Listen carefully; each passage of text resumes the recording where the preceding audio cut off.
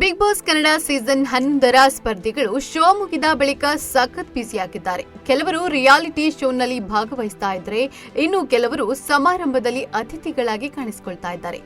Big ಬಾಸ್ನಿಂದ eliminate ಆದ ಬಳಿಕ ಅಷ್ಟೇನು ಸುದ್ದಿಯಲ್ಲಿರದ ಅನುಷಾ ರೈ ಇದೀಗ ಶೋ ಮುಗಿದ ಬಳಿಕ ಪ್ರತಿದಿನ ಟಾಕ್ನಲ್ಲಿದ್ದಾರೆ.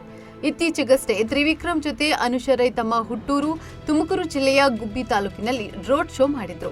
ಬಳಿಕ ಪ್ರಮೋದ್ ಹಾಗೂ ಪೃಥ್ವಿ ಅಂಬಾರ್ ನಟನೆಯ ಭುವನಂ ಗಗನಂ ಚಿತ್ರದ ಪ್ರಮೋಷನ್ನಲ್ಲಿ ಕಾಣಿಸಿಕೊಂಡಿದ್ರು.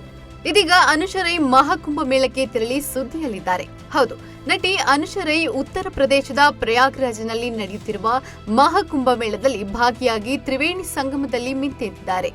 ಕಳೆದ 1 ತಿಂಗಳಿನಿಂದ ಉತ್ತರ ಪ್ರದೇಶದ ಪ್ರಯಾಗ್ರಾಜ್ನಲ್ಲಿ ಮಹಾಕುಂಭ ಮೇಳ ನಡೀತಾ ಇದೆ. ಇನ್ನೇನು ಕೆಲವೇ ದಿನಗಳಲ್ಲಿ ಇದು ಕೊನೆಗೊಳ್ಳಲಿದೆ.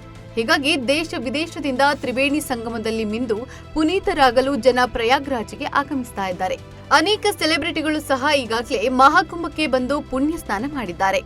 ಈ ಹಿಂದೆ ನಟಿ ನಿರೂಪಕಿ ಅನುಶ್ರೀ, ರಾಜ್ಬಿ ಶೆಟ್ಟಿ, ಕಿರಣ್ ರಾಜ್, ಶ್ರೀನಿಧಿ ಶೆಟ್ಟಿ, ಕಾರುಣ್ಯ ರಾಮ್ ಸೇರಿ ಕನ್ನಡದ ಹಲವು ನಟ ನಟಿಯರು ತ್ರಿವೇಣಿ ಸಂಗಮದಲ್ಲಿ ಪುಣ್ಯ ಸ್ನಾನ ಮಾಡಿದ್ರು.